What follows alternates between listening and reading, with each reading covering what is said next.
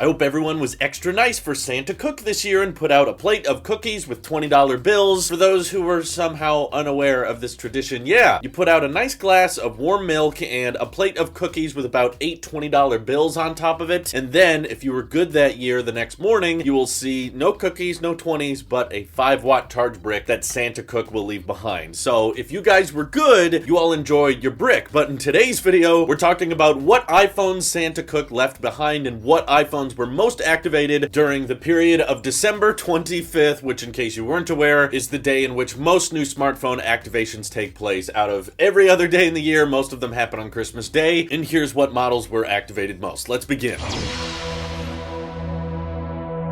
Alright, so this research was done by Flurry Analytics. Flurry? Okay, that's a word right there. Alright. Flurry discovered some very interesting information that showed that the most common iPhone activations on Christmas Day, was it the 12 Pro Max? Was it the 12 Pro? Was it the 12? Was it the 12 Mini? Was it the Galaxy Note 20 Ultra? What was it? Turned out it was the iPhone 11 and the iPhone XR. Those were the first and second positions. So just the fact that the XR went down in price another $100 and now starts at $499 was enough to get a lot of people to upgrade, buy it for lots of their family members and friends, and that's how there were lots of activations even 2 years after the XR has officially come out, which is pretty interesting. And of course, in the number one position, the iPhone 11, which is probably a bit of a shocker for many of us. We were somewhat expecting iPhone 12 to be the best seller, because that's what a lot of different research groups have been telling us, and while I'm sure in the long haul, between the times of now and by the end of 2021, we will more than likely see the iPhone 12 be the top-selling smartphone for the year, but at least on Christmas Day, there was a huge influx of activations for the iPhone 11, and that, I think, all stems from the lower starting price, because the iPhone 11 was already selling incredibly well, dominating so many different markets globally. Of course, the most popular smartphone shipped, and that was when it was priced at $699, which was pretty competitive, $50 cheaper than the phone it was replacing. But now, of course, a year later in 2020, they have reduced the price to $599, which reasonably so has convinced a lot of people to upgrade to it. And buying gifts for friends and family members, of course, you're looking to not break the bank. Of course, you want to be reasonable here. And, you know, if you gift your cousin Joey a $1,100 12 Pro Max for Christmas, he's going to be expecting AirPods for his birthday, and you don't want to set that kind of expectation in the family. So that's why I think most people were going for the bit more affordable iPhones for Christmas this year. And the other great news about the XR and iPhone 11 being the most popular activated model for Christmas Day is no one cares about 5G. Yay, thank you. Okay, my faith in humanity is restored, and there was not a huge influx in the iPhone 12 series just because it had 5G. It was probably because of the design, and by looking at the rest of the chart, it sounds like people like bigger displays still. So yeah, bizarrely enough, in third place was the 12 Pro Max, which is awfully bizarre knowing it's by far the most expensive iPhone Apple announced this year, and that's what a lot of people ended up buying. Of course, not quite as many, but that was a very common iPhone on activation day. And just behind that was the iPhone 12, which is what I think most of us were expecting to be kind of more of the best seller, the most activated model. And then behind that was the iPhone 11 Pro Max, which is even more interesting to me because Apple's not even been selling that many 11 Pro Maxes. So how it ended up in the chart, I am still a little bit confused by. Maybe people had been buying these things and holding on to them for quite some time, and there was likely a lot of refurbished or discount iPhone 11 Pro Maxes available from other carriers outside of Apple. Behind that, of course, was the iPhone SE at its super low approachable starting price of $399. This, honestly, I'm shocked is not higher on the list because I feel like iPhone SE, in terms of activations, should be doing better than the 11 Pro Max or the 12 Pro Max, but nope. Because a lot of people don't like the home button very much anymore because that's not making up a huge number of activations. And then behind the SE, we have the 12 Pro.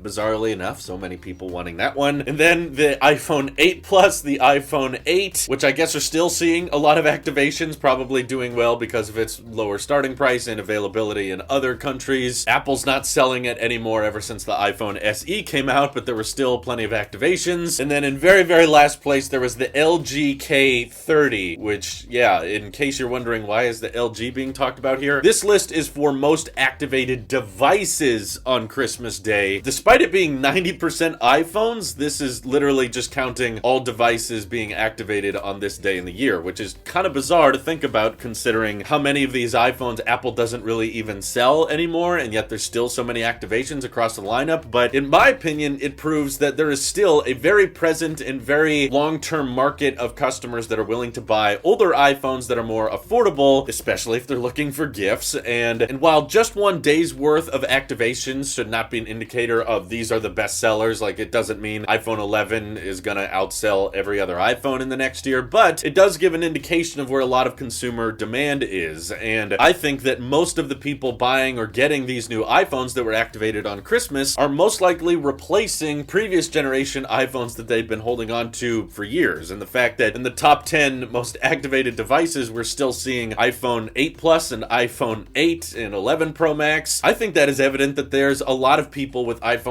earlier and older than that, and the amount of time people hold on to each individual iPhone is stretching, okay? For the past few years, the average lifespan for the time a consumer holds on to a phone has been stretching to 3-4 years. And while I do still believe we're going to see a super cycle with the iPhone 12, just lots and lots of people upgrading this cycle, that does typically get followed up with a weaker year immediately afterwards, because a lot of people just upgraded. And I think that as iPhones are kind of peaking with features and display quality and how good the battery life or how good the camera can actually get, my prediction is that we're going to see a huge decrease in sales in 2021, just because it's going to be an S year. There's not going to be a whole lot of super notable changes, and a lot of people are just not going to see the need to upgrade. And if they do want to upgrade, they might end up going with an older iPhone that's way more affordable, as we're seeing now with the Christmas Day activations. The iPhone 12 is helpful for everyone because it brings down the price of the 11, the 10R, and that is now leading the charts. And it makes me wonder what Apple plans on discontinuing next year when they introduce the 12S or iPhone 13, whatever they call it. Because if the 10R and 11 keep selling as well as they are at $499 and $599, maybe Apple wants to keep them around for the long haul. Maybe they want to get them even cheaper because they would just rather have people in the iOS ecosystem that they can offload and advertise their services towards, more so than they would rather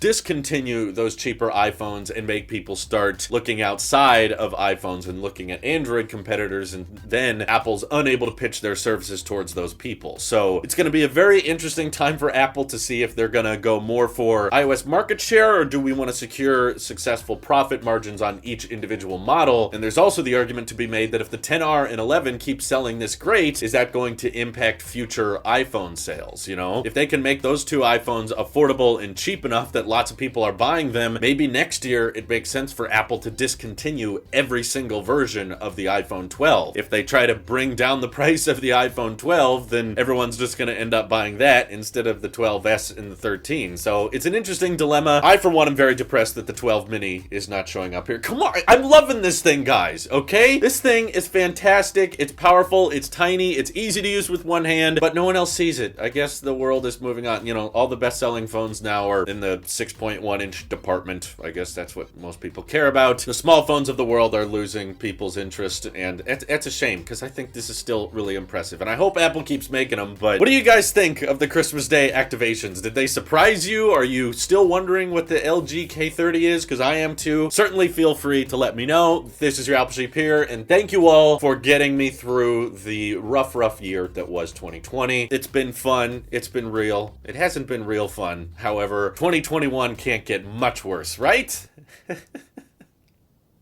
I'll see you next year. Bye.